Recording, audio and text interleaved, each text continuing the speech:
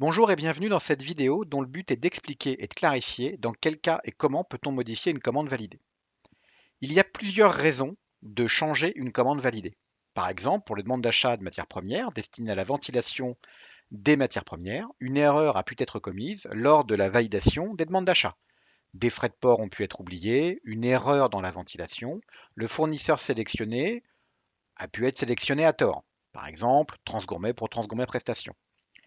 Il est possible de modifier une commande uniquement si cette commande n'a pas été rapprochée de la facture par la comptabilité.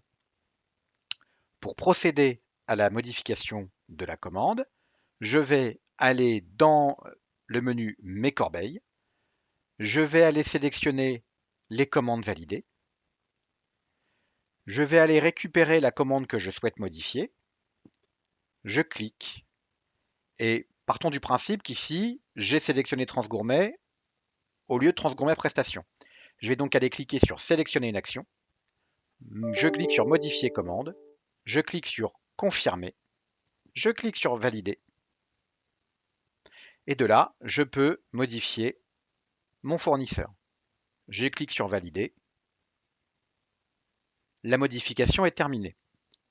Je vais retourner voir ma commande, je retourne dans ma corbeille commande validée, je réouvre cette commande, et je me dis, bah en fait, oui, mais en termes de ventilation, je me suis trompé. Je vais sélectionner une action, modifier commande, cliquer sur Confirmer, cliquer sur Valider, je vais aller supprimer ma ligne de frais de port et je vais aller mettre l'intégralité de mon montant sur la ligne des boissons. Je clique sur Valider, la commande est modifiée.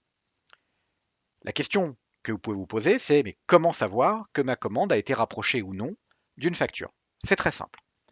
Vous allez cliquer dans le menu Rechercher ici.